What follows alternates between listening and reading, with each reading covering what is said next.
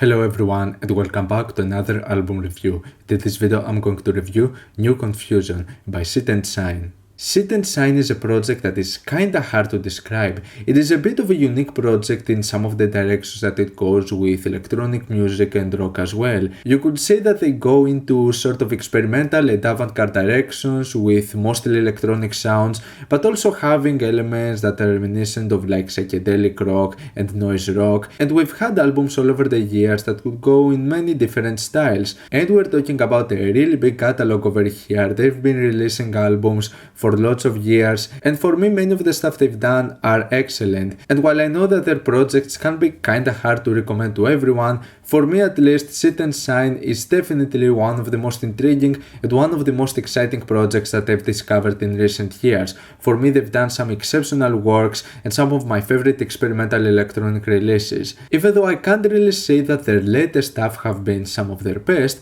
I was still looking forward to this brand new album, which was released on Rocket Recordings, a label which is mostly specified on releasing psychedelic rock releases, so Sit and Shine is definitely one of the most different names the label has to offer. And with Rocket Recordings we actually see a different direction on the sound in comparison to what we see with other labels, and it makes for some of my favorite directions on the sound of Sit and Shine, with emphasis on more psychedelic parts, minimal beats, and heavy sampling and loop manipulation with avant-garde patterns. And this is exactly what we get with New Confusion over here, so if you are familiar with the sound of Sit and Shine from Rocket Recordings releases, then you're gonna get more of the same. And for me it still makes for some spectacular stuff. Not only that, but I would consider this to be one of the most imaginative Sit and Shine albums. I'd say that this is already one of my favorites in their catalog, and I've listened to multiple albums they released and I love many of their works, and I believe that this is definitely one of the best they have to offer. The very first track, Annoyed, for me it's one of the best things Sit and Shine have ever done. This is an excellent song with a sound that is already familiar and executed perfectly, with a very minimal and simplistic beat, minimal and simplistic melodies as well, and filled to the brim with distortion, a heavily compressed track, with a sound that is really heavy and gritty. Now what I really like about this particular song is that while it has its minimalism, it's unpredictable with the duration of the melodies, which one is gonna come next and how long are they gonna last.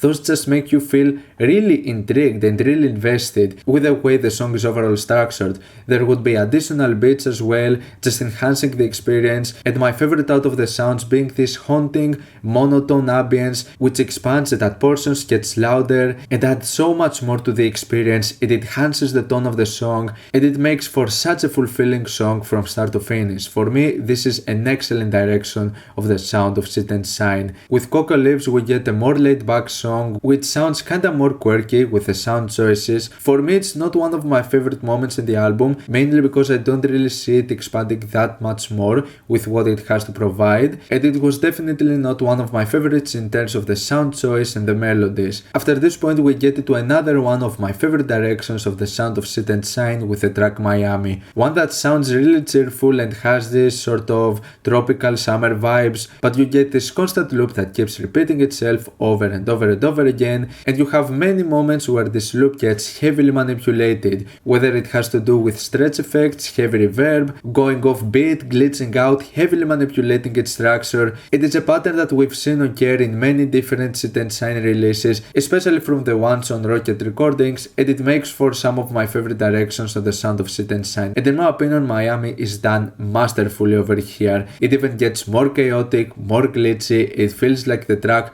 constantly just keeps malfunctioning. This is the exact same direction that we get with the very next track, Shipped, which for me works once again masterfully over here. This is another excellent song that is just so experimental, so avant-garde, with just this simple minimal loop that keeps on repeating itself, only for it to just be constantly manipulated with tons of effects and just making for a really wacky experience from start to finish. We get into a more dark and industrial sound with the track Running Around, which I'd say had some really cool sound choices and it made for an intriguing song. However, one of the more minimal ones, it's not really all that wacky, it's toned down a bit, and for me it doesn't make for one of the most compelling moments, but it was still a pretty enjoyable song. Park Road Road 1C for me was even more lackluster, with kind of an emphasis on the beat, which wasn't even one of my favorites. I don't really find the mixing to be all that compelling, and not really having some of my favorite sound choices.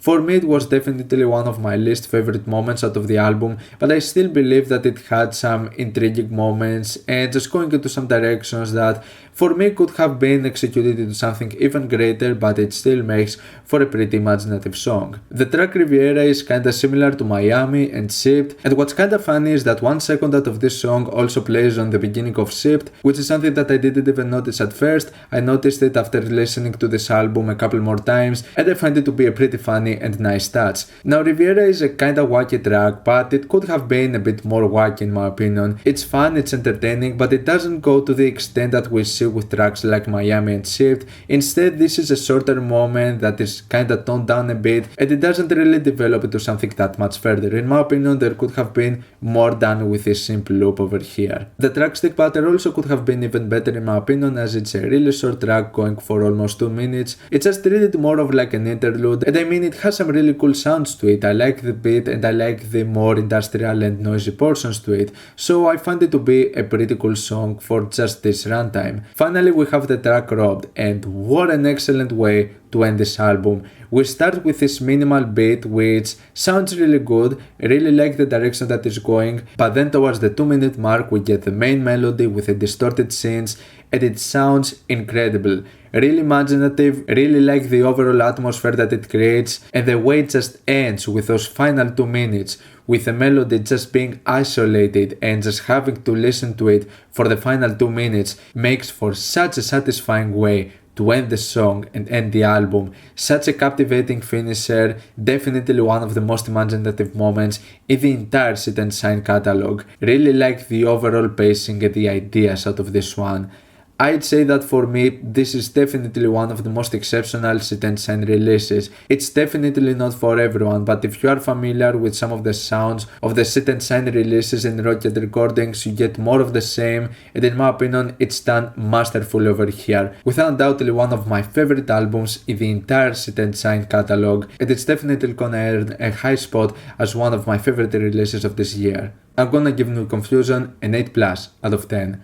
What's your opinion on this album? Like it, dislike it, why, and what do you want to review next time? Let me know down in the comments. Leave a like if you enjoyed the video, subscribe for more content like this. Thank you for watching, I'll see you all in the next video. Goodbye.